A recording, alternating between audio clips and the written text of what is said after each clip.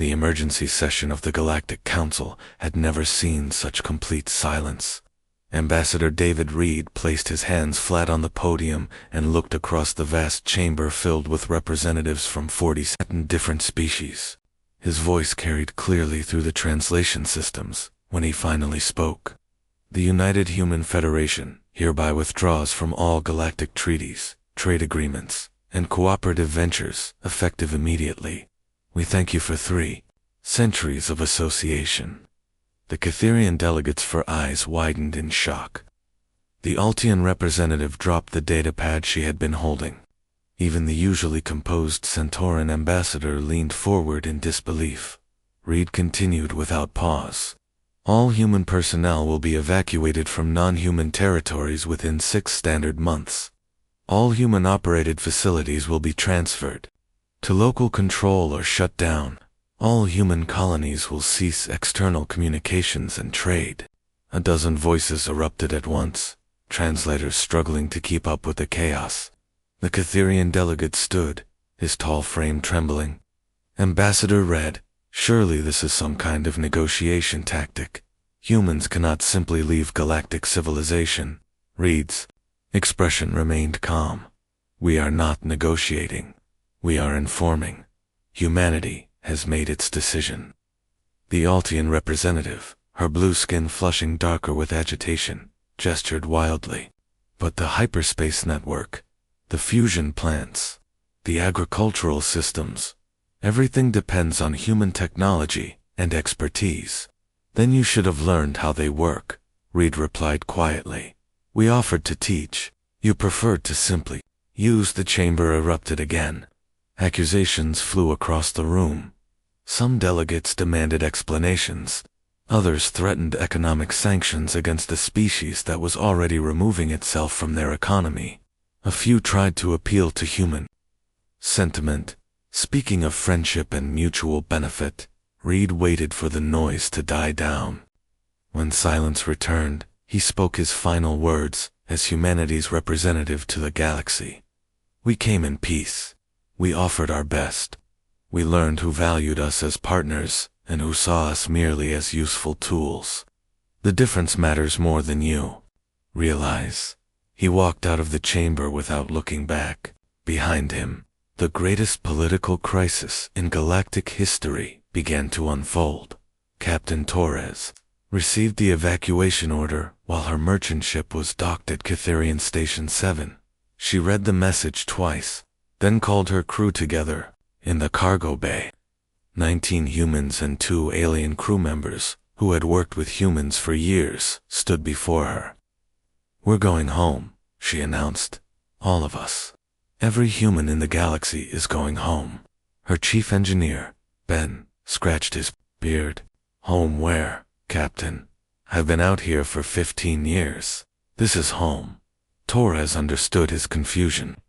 Many humans had been born on alien worlds, or had spent their entire adult lives in space, but the evacuation orders were clear. Every human settlement in the galaxy had received the same message. Report to designated rally points. Bring essential belongings only. Prepare for immediate departure to new territories.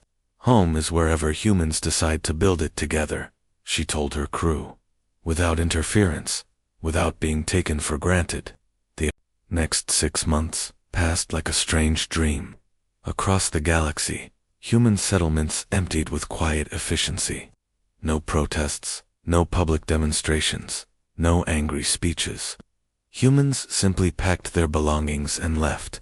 They dismantled what they could take and destroyed what they could not allow to fall into alien hands. On New Geneva, the largest human colony world, entire cities stood empty within weeks. The fusion power plants shut down according to automated schedules. The atmospheric processors switched to minimal maintenance mode. The agricultural systems that fed 3 billion aliens across the sector simply stopped producing. Dr. Roth worked frantically in her laboratory, uploading the last of humanity's scientific archives to secured servers. Around her, other researchers did the same. Centuries of human knowledge were being carefully packed away, removed from galactic access. Some would be destroyed. Some would travel with the evacuees. All of it would be lost to the alien civilizations that had grown dependent on human innovation. They'll figure it out eventually, her assistant said, watching her delete another database. Maybe, Dr. Roth replied, but they'll have to do it themselves, the way we did before we met them. The evacuation fleets grew larger each day. Human ships that had carried trade goods now carried refugees. Mining vessels became passenger transports. Even the great exploration ships that had mapped the galaxy's furthest reaches returned to ferry their creators away from the civilization they had helped build. Torres found herself commanding a convoy of 12 ships filled with humans from the Outer Rim territories. Most had never seen Earth. Many had alien friends they were leaving behind. All carried the quiet sadness of ending relationships that had meant more to them than to their alien partners. They never really saw us as equals, said Maria, one of the engineers from Mining Station Delta. She watched through the viewport as they passed the last alien checkpoint.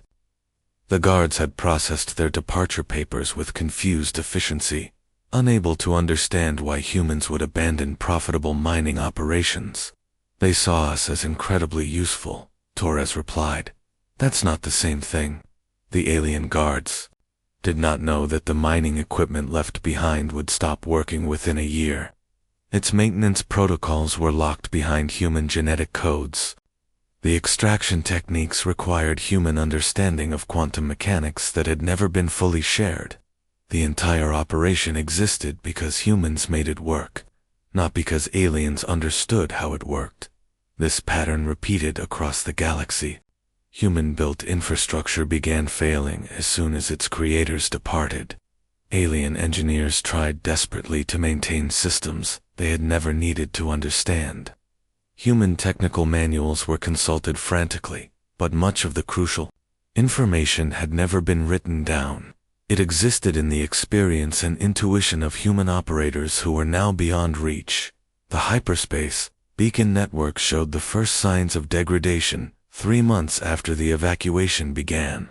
These massive constructs allowed faster-than-light communication and navigation across galactic distances. They had been built entirely by human engineers, using principles that aliens had never fully grasped. When Beacon Station 12 went offline, near the Eltian system, repair crews rushed to fix it. They found that the quantum resonance chambers required constant adjustment by technicians who understood both the mathematics and the subtle intuitive corrections needed to maintain stability. The mathematics could be taught. The intuition came from years of experience that no alien possessed. One by one, other beacons began showing problems. The network that held galactic civilization together started developing gaps. Communication delays grew from minutes to hours to days. Ships found themselves navigating by older, slower methods. Ambassador Reed's final message was broadcast from the last human diplomatic station before it too went dark. We leave behind everything we built for you. We take only ourselves and the knowledge you never wanted to learn. Use what we made wisely. We will not be returning to fix your mistakes. The evacuation was complete 6 months and 2 days after it began. Not a single human remained in galactic space except for the few who chose to stay with alien families and renounce their citizenship. Those who stayed found themselves suddenly very valuable as the only people who understood the technology their species had left behind. The galaxy woke up to discover that humanity had not just left their territory, they had left behind a civilization that could no longer maintain itself. 3 months after humanity's disappearance, the first Cytherian manufacturing world collapsed. The great automated factories that produced everything from clothing to starship components simply stopped working. Their quantum processors, designed by human engineers 50 years earlier, required maintenance procedures that no Cytherian understood. Commander Nix stood in the silent factory complex on Cytheria Prime, watching rust form on machines that should have been producing food processors for the outer colonies. His technical team had spent weeks trying to understand the diagnostic codes flashing on screens throughout the facility. The symbols were in standard galactic, but their meaning remained as mysterious as ancient poetry. The humans left instruction manuals, his chief technician reported, holding up a datapad thick with technical specifications, but they assume knowledge we do not possess. Every solution requires understanding 3 other concepts that are not explained. Nix picked up one of the manuals and flipped through pages of diagrams and formulas. The text was clear enough, but it referenced standard human electrical theory and basic quantum mechanics principles, as if every reader would automatically understand these concepts. The Catherians had never needed to learn these things. Humans had always been available to handle such matters. Similar scenes played out across the galaxy. On Alteon Federation worlds, power grids failed as fusion reactors shut themselves down for safety reasons that no Alteon engineer could override. The reactors had been running smoothly for decades, maintained by human teams who rotated in and out of alien space. Now the emergency protocols activated, and without human authorization codes, the reactors could not be restarted. The Altean colony of New Paradise lost power on a Tuesday morning. 3 million Alteans woke to find their climate control systems offline, their food preservation units failing, and their transportation networks grinding to a halt. The fusion plant sat intact and undamaged, but its control systems demanded human biometric confirmation for restart procedures. Emergency teams tried everything.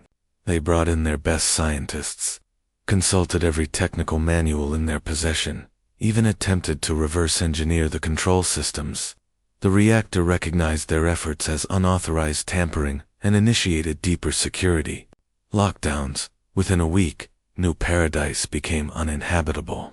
The Alteans evacuated to other worlds, carrying stories of human technology that had turned against them. But their destination worlds faced similar problems. The human-designed infrastructure that had made galactic civilization possible was failing everywhere at once. The hyperspace beacon network suffered the most dramatic collapse.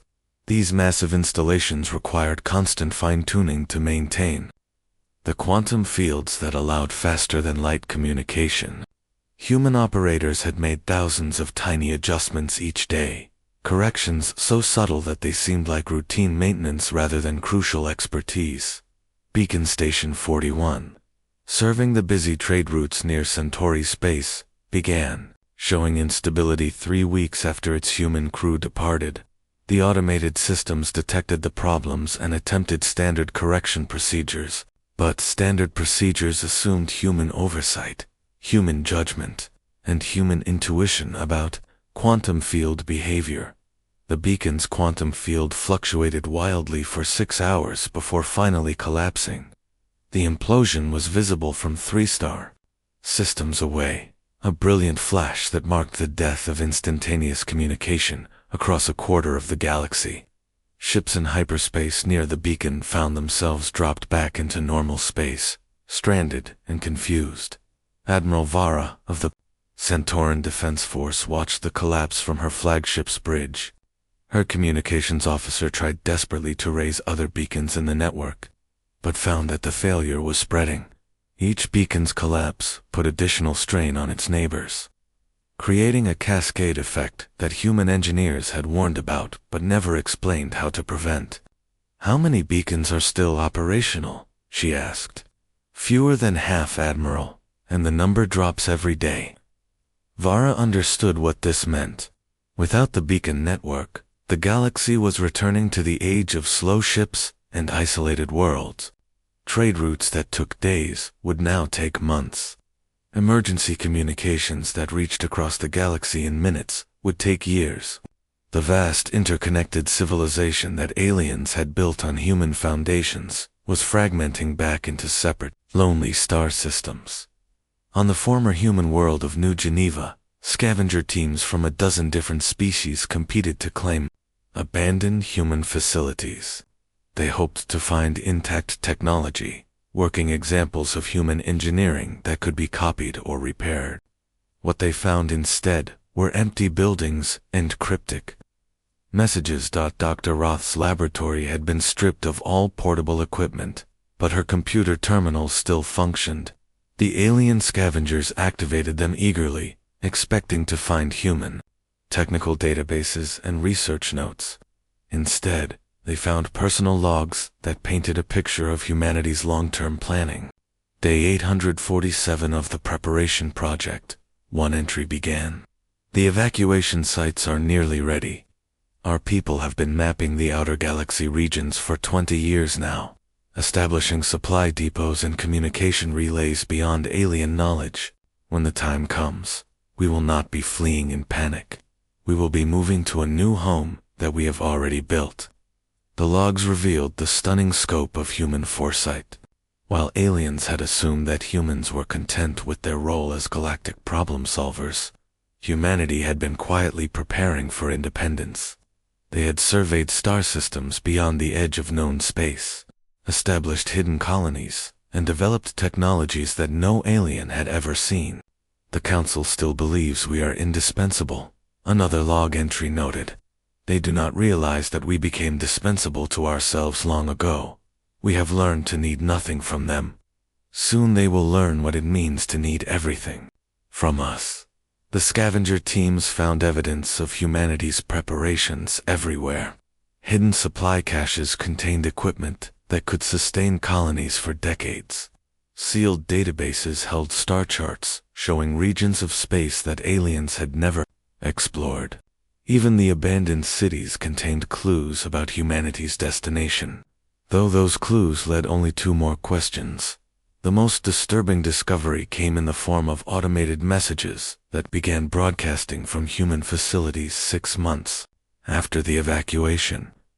These messages repeated the same content in all major galactic languages. Maintenance protocols transferred to local authorities. Technical support is no longer available. Good luck. The messages were not cruel or angry. They were simply matter-of-fact statements that highlighted humanity's absence. The beings who had maintained galactic civilization were gone, and they had left behind exactly what they had promised. Everything they had built, and nothing they had learned. Economic collapse followed technical failure. The Catharian republics. Currency crashed when their manufacturing stopped. The Altian Federation declared martial law as food shortages spread across their colonies. Trade between star systems slowed to a trickle as communication delays made commerce nearly impossible. Refugee ships filled with aliens fleeing failed colonies began wandering the galaxy, seeking worlds that still had functioning infrastructure. They found that every planet faced similar problems. The human-designed systems that supported billions of lives were breaking down faster than alien engineers could learn to repair them. Some species attempted to blame each other for humanity's departure. The Catharians accused the Alteans of being too demanding of human services. The Alteans claimed that Centauran military policies had driven humans away. Old grudges and territorial disputes resurfaced as the cooperative frameworks that humans had helped establish broke down, along with everything else. War seemed inevitable as species competed for the remaining functional technology and habitable worlds. The galaxy that humans had helped unify was fracturing along the same lines that had divided it before first contact, centuries ago. But in the growing darkness between failing star systems, some aliens began to understand what they had lost. Humanity had not just provided technology and expertise. They had provided the patient, practical wisdom that held different species together in common purpose. Without human diplomats to mediate disputes and human engineers to maintain shared infrastructure, the galaxy discovered that it had never learned to cooperate on its own. The reckoning was complete. The aliens had gained everything humanity could build and lost everything humanity could teach. 2 years after the Great Silence began, Admiral Tycho received orders that would have seemed impossible before humanity's departure. The Centauran military command was sending him beyond the edge of mapped space to find the humans and bring them back. His fleet of 23 ships represented the largest deep space expedition in galactic history. The mission briefing took place in a dimly lit conference room on Centaurus Station, where emergency power rationing had become the norm. The faces around the table belonged to representatives from every major species in the galaxy, united for the first time by desperation rather than diplomacy. The search zone covers approximately 40,000 cubic light-years, the intelligence briefer explained, projecting a three-dimensional map that showed the vast emptiness beyond galactic borders. We have identified 17 possible destinations based on old human survey data and supply ship flight plans. Tycho studied the map with growing concern. The search area was larger than most species' entire territories. His ships would be traveling through regions where no alien had ever ventured, following trails that were 2 years cold, looking for people who clearly did not want to be found. "What makes you think the humans will talk to us even if we find them?" he asked. The Altian representative, her skin pale from stress and malnutrition, leaned forward desperately. "They have to listen. Our worlds are dying. Billions of lives depend on human knowledge, returning to repair what they built." "They knew this would happen when they left," Tycho replied quietly. "If they cared about our survival, they would not have abandoned us." The briefing continued with discussions of supply requirements, communication protocols, and diplomatic approaches. But Tycho found himself thinking about the human engineers he had worked with during his younger years. They had always seemed patient and helpful, eager to share their knowledge and solve problems. What had changed to make such beings walk away from civilizations that needed them? The expedition launched 3 weeks later. Tycho's flagship, the Starbreaker, led a convoy of exploration vessels, supply ships, and diplomatic craft into the unknown regions beyond the galactic rim. Their first destination was Survey Station Alpha 7, the farthest human outpost on record. They found the station exactly where human records indicated, orbiting a red dwarf star, 40 light-years beyond the previous edge of known space. But the station was abandoned, its docking bays empty, and its communication arrays powered down. When boarding parties explored the facility, they discovered something that made Tycho's mission infinitely more complicated. Survey Station Alpha was not the crude frontier outpost they had expected. It was a sophisticated research facility with laboratories, manufacturing bays, and living quarters that could support thousands of people. The technology was advanced beyond anything aliens had seen humans use in galactic space. Most disturbing of all, the station's construction dated back over 30 years. "They have been preparing for this exodus longer than our governments have existed," his science officer reported after analyzing the facility's infrastructure. "This is not a desperate retreat. This is the completion of a long-term plan." Computer terminals throughout the station contained the same message in multiple languages. "Survey Station Alpha 7 has completed its mission. Personnel have relocated to secondary positions. Thank you for your curiosity." The message's polite tone somehow made it more unsettling than any threat would have been. The humans were not angry at their pursuers. They simply did not care enough about alien concerns to hide their preparations more carefully. Tycho's fleet found similar abandoned facilities at their next 6 destinations. Each outpost revealed more evidence of humanity's methodical preparation for independence. Hidden supply depots contained enough equipment to support entire colonies. Communication relays formed a network that extended far beyond the search area. Most significantly, each facility showed signs of recent activity, suggesting that humans were still using these installations even after abandoning them to alien discovery. "They are staying ahead of us," Tycho realized after studying the pattern of abandonments. "They know we are coming, and they are moving deeper into unmapped space." The chase led the expedition through regions of space that challenged their understanding of galactic geography. They discovered star systems that human surveys had mapped decades earlier, but never reported to alien governments. They found evidence of human mining operations, research stations, and even small colonies in places that official records claimed were unexplored. At the edge of the Spiral Nebula, they encountered their first active human installation. Long-range sensors detected power signatures and communication. Traffic from a facility hidden within the nebula's ionized gases. Tycho ordered his fleet to approach carefully, hoping finally to establish contact with their former allies.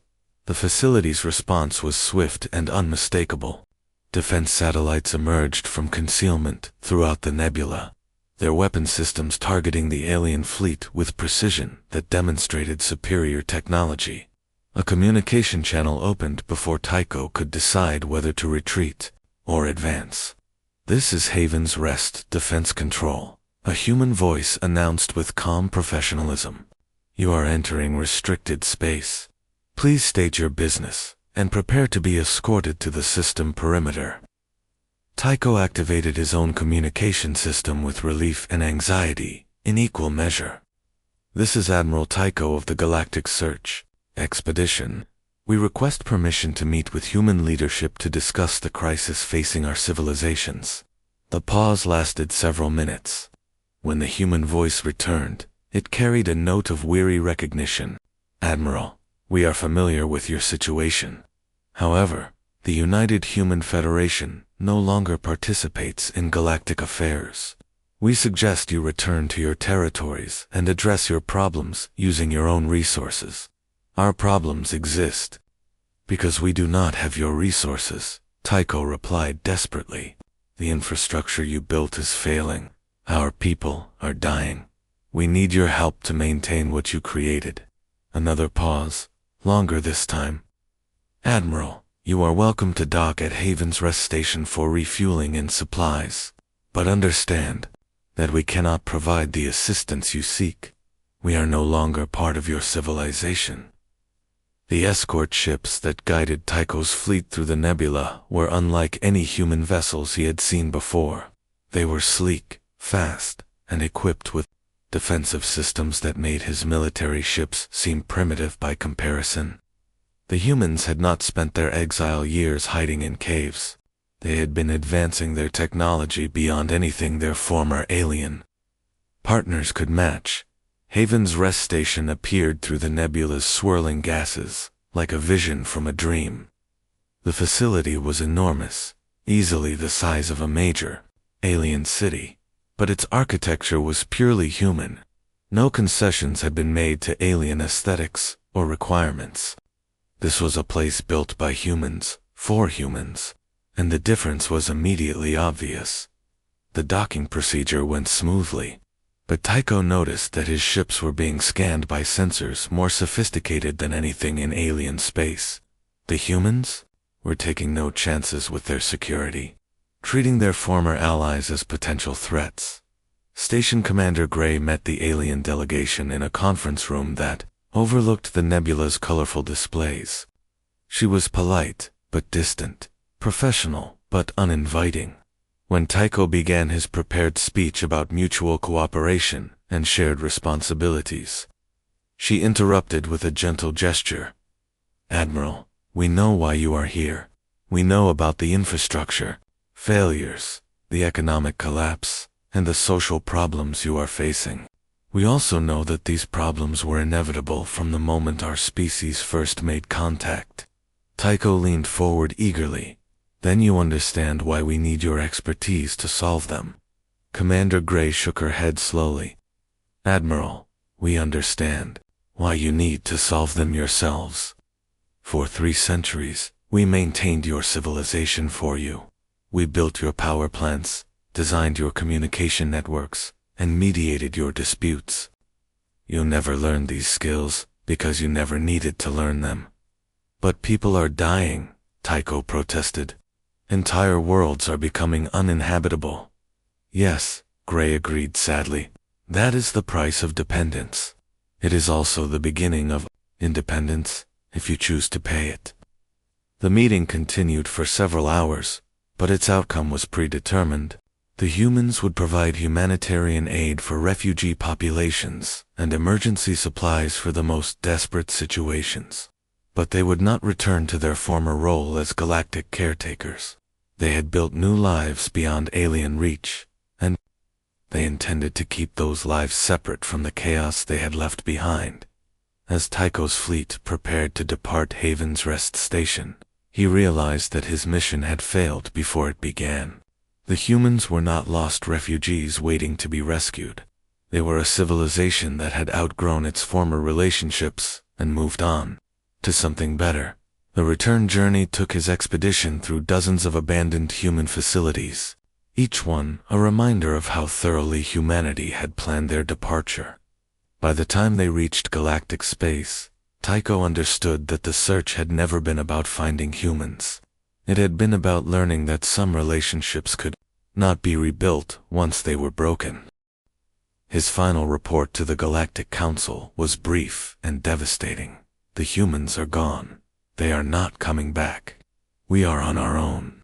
5 years after humanity vanished, the Outer Colonies' war erupted with a violence that shocked even the species who started it. The Catherian Republic blamed the Altian Federation for driving away the humans through excessive territorial demands. The Altians accused the Centaurans of militarizing human technology and frightening humanity into exile. Everyone pointed fingers, while their civilizations crumbled around them. General Pike watched the approaching alien fleet from the command center of Sanctuary Base, humanity's most heavily fortified installation. His sensors showed 200 ships bearing the markings of 5 different species, all united in their desperate belief that finding humans would solve their problems. They had followed supply routes and navigation beacons through 3 years of searching to reach this outer boundary of human space. They still think we want to be found, Pike muttered to his tactical officer, reviewing the defense grid status. Sanctuary Base sat at the center of a weapons network that covered an entire star system. The installations were not crude orbital platforms, but sophisticated defensive structures that represented 5 years of human military development without alien interference. The alien fleet transmitted standard diplomatic codes as they approached, requesting permission to enter human space for urgent negotiations. Pike responded by activating the system's automated warning beacons, which began broadcasting in all major galactic languages. You are entering sovereign human territory without authorization. Turn back immediately or face defensive action. The United Human Federation does not recognize any rite of passage for non-human vessels. The fleet's lead ship, a massive Catherian dreadnought, pushed forward despite the warnings. Its commander probably believed that humans were bluffing, that their former allies would never actually fire on alien ships. The commander was wrong. The first defensive platform that engaged the alien fleet demonstrated technology that no galactic species possessed.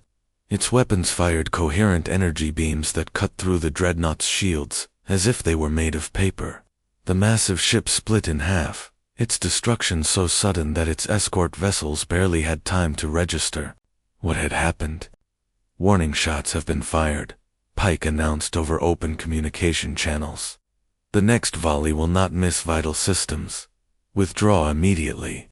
The alien fleet found itself facing defenses that outmatched their technology by decades. Human military science had advanced tremendously during their years of isolation, freed from the need to share innovations with species who had never contributed to their development. Where alien weapons required massive energy expenditures to penetrate military shields, human weapons seemed to ignore defensive systems entirely. Admiral Korvex of the Altian fleet tried to salvage the situation by transmitting personal appeals to humanity's sense of compassion. His messages spoke of dying worlds, starving populations, and the moral obligation of advanced beings to help those in need. The responses came not from human leaders, but from automated defense systems. The United Human Federation recognizes no obligations to species who chose dependence over partnership. Your current difficulties result from decisions made by your governments over the past 3 centuries. We suggest you address these problems through your own efforts. The alien fleet retreated after losing 6 ships to warning shots that demonstrated human restraint rather than human weakness. The survivors carried reports of human military capability that terrified their governments and complicated their ongoing conflicts with each other. The Catharians accused the Alteans of provoking human hostility through aggressive approach tactics. The Alteans blamed Centauran military protocols for making the contact attempt seem threatening. The Centaurans insisted that both species had pushed humanity too far with their territorial disputes. All 3 species prepared for war with each other, while their infrastructure continued to collapse. Meanwhile, deep in human space, President Cole addressed the first full session of the Independent Human Assembly.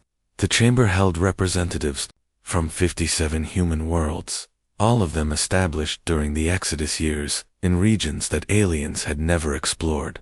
The population of human space now exceeded 60 million people, all living lives that had never known alien politics or galactic dependencies.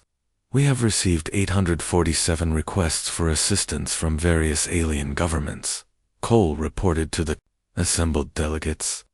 These requests range from technical advice on maintaining fusion plants to pleas for human engineers to return and repair their entire civilization. The delegates listened with expressions ranging from sympathy to indifference. Most of them had been born during the Exodus, or had spent their entire adult lives in independent human space. The alien civilizations that their parents had once served seemed as distant as ancient history. "What is the Assembly's position on these requests?" asked Representative Torres, whose merchant convoy had grown into one of the largest transportation companies in human space. Cole consulted his notes before answering. "The position remains unchanged. We will provide humanitarian aid to prevent mass starvation or environmental catastrophe. We will not provide technical assistance that would restore alien dependence on human expertise. We will not return to our former role as galactic problem solvers." The policy was based on hard experience. Early in the Exodus, some human settlements had tried to maintain limited contact with alien civilizations. They had offered technical advice, shared scientific research, and attempted to preserve some of the relationships that had developed over centuries of cooperation. These efforts had failed completely. The aliens who received human assistance immediately demanded more. They wanted human engineers to return permanently, human scientists to solve all their problems, and human diplomats to resolve their political conflicts. They had learned nothing from humanity's departure except that they needed humans more than they had realized. Dr. White presented her latest intelligence report to the Assembly, describing the ongoing collapse of galactic civilization. The hyperspace beacon network was down to less than 30% functionality. Most alien colonies now existed in isolation from their home governments. Economic systems had reverted to local barter arrangements as interstellar commerce became impossible. "The Catharian Republic has fragmented into 12 separate governments," she reported. "The Altean Federation exists in name only, with no effective central authority. The Centauran Defense Force spends most of its time transporting refugees." Between failing colonies, some Assembly members expressed sympathy for alien suffering, but none suggested changing human policy. They had seen what happened when their species tried to solve other people's problems. The aliens had learned to expect human solutions for every difficulty, human intervention in every crisis, and human expertise for every technical challenge. "They created this situation by refusing to become self-sufficient," observed Representative Chen, whose family had operated mining equipment in alien space for 3 generations. "We cannot save them from the consequences of their own choices." The Assembly voted overwhelmingly to maintain their isolation while continuing limited humanitarian aid. They would prevent alien civilizations from collapsing entirely, but they would not rebuild them. The galaxy would have to learn independence, the same way humanity had learned it originally, through necessity, struggle, and gradual development of their own capabilities. On the former human world of New Geneva, Amy Chan walked through the ruins of what had once been the galaxy's most successful example of interspecies cooperation. She had served as director of human-alien cultural exchange until the evacuation, spending her career building bridges between different civilizations. Now she worked as a refugee coordinator, helping alien survivors establish basic settlements on worlds that could no longer support advanced technology. The irony was not lost on her. The beings she had once helped integrate into galactic society now needed help learning to survive without that society. The Altian refugees under her care were trying to grow food using primitive agricultural techniques because their automated systems had failed. The Catherian families she assisted lived in temporary shelters because their construction equipment required human operators. "How long before things get better?" asked X, an Altian engineer who had lost his entire family when their colony's life support systems failed. He was learning to repair mechanical equipment using tools and techniques that had been obsolete for centuries. Amy looked at the primitive workshops where aliens struggled to create the basic tools of civilization. It depends on how quickly you learn to depend on yourselves instead of on others. The refugee camps were full of beings who had never expected to live without human assistance. They had grown up in a galaxy where humans fixed problems, maintained infrastructure, and provided solutions for every difficulty. Now they were learning skills that their great-grandparents had known, but they had never needed. Some adapted quickly, discovering talents and capabilities they had never developed while humans did everything for them. Others remained paralyzed by the absence of the technical support they had taken for granted. All of them were paying the price for 3 centuries of chosen dependence. The war between alien species intensified as they competed for the remaining functional technology and habitable worlds. Battles were fought over fusion plants that still worked, communication arrays that could reach other star systems, and manufacturing facilities that retained some productive capacity. The galaxy that humans had helped unify was tearing itself apart in their absence. But in the growing darkness between failing civilizations, a few aliens began to understand what they had really lost. It was not just human technology or human expertise. It was the patient, practical wisdom of beings who solved problems by understanding them rather than by depending on someone else to provide solutions. The cost of that loss would take generations to pay.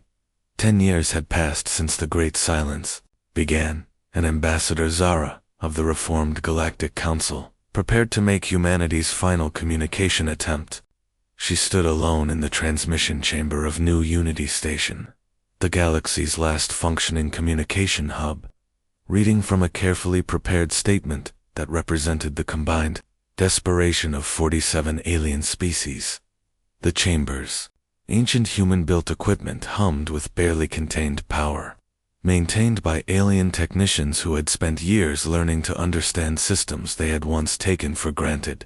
Around her, the walls displayed star charts showing the vast regions of darkness where failed colonies drifted in isolation, their populations reduced to subsistence living on worlds that had once hosted thriving civilizations. To the United Human Federation, she began, her voice carrying across the emptiness toward the distant regions where humanity had vanished. We, the surviving representatives of galactic civilization, formally acknowledge our mistakes and request your forgiveness for the wrongs we committed against your people. The words came slowly, each one weighted with the accumulated regret of a decade spent learning what they had lost. The Reformed Council had formed from the ruins of the old Galactic Council, its members representing species that had survived the collapse through desperate adaptation rather than political maneuvering. We understand now that we treated you as tools rather than partners, that we demanded your services without offering genuine cooperation in return. We failed to learn from your knowledge because we assumed you would always be available to solve our problems for us. Zara paused, thinking of the empty cities on worlds that had once hummed with activity. The Catherian Republic had ceased to exist 3 years earlier, when its last functioning government fragmented into tribal territories. The Altian Federation persisted only as scattered communities that barely maintained contact with each other. The Centauran Defense Force had become a relief organization, transporting refugees between the few colonies that could still support life. Our civilizations have learned to survive without your assistance, though the cost has been terrible. Billions died during the transition as our infrastructure failed and our planets became uninhabitable. Those who survived have developed new skills and new technologies, but progress is slow and difficult. The transmission array struggled to maintain its signal across the vast distances to human space. These ancient machines had been built to last, but even human engineering could not overcome 10 years of jury-rigged maintenance and improvised repairs. This might be the galaxy's final chance to speak to the beings who had once held it together. We ask not for your return, for we understand that bridge has been burned beyond repair. We ask only for acknowledgement that our species can coexist in the same universe without hostility. Perhaps future generations will find ways to cooperate that our generation could not achieve. The response came 6 hours later, transmitted from automated systems at the edge of human space. The delay indicated just how far humanity had retreated from their former territories. The voice that spoke was not that of a human leader, but of a computer system programmed to handle alien communications. The United Human Federation acknowledges receipt of your message and appreciates the sentiment expressed. However, we must respectfully decline any form of renewed contact or cooperation. Our species have chosen different paths, and we believe those paths should remain separate. Zara listened to the measured, emotionless words with a mixture of disappointment and understanding. The response continued with information that revealed just how completely humanity had moved beyond their former relationships. For your information, the United Human Federation now comprises 127 worlds, with a total population exceeding 200 million beings. Our civilization has developed technologies and social structures that reflect purely human values and requirements. We have no desire to complicate these achievements with the political difficulties that characterized our previous association with galactic civilization. The numbers were staggering. Humanity had not merely survived their exodus. They had thrived beyond anything they had achieved while serving as galactic caretakers. Their population had tripled in 10 years. Their territory had expanded far beyond alien knowledge, and their technological capabilities had advanced to levels that the galaxy could not imagine.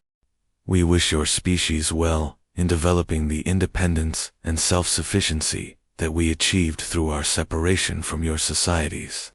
We believe this development will benefit all of us in the long term, even if the short-term costs have been severe.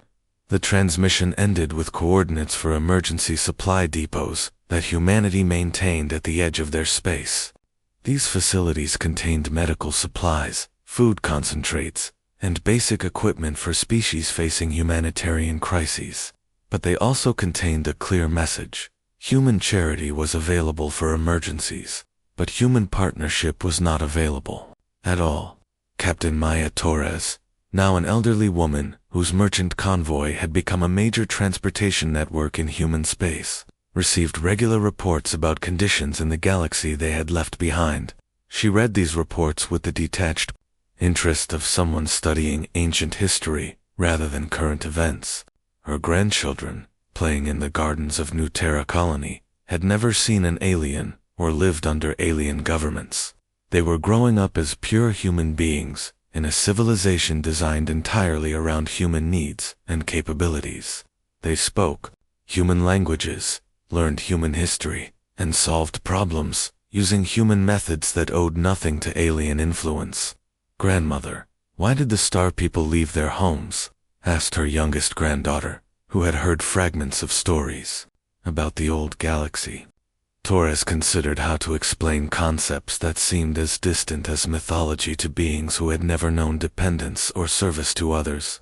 They never learned to take care of themselves, dear one.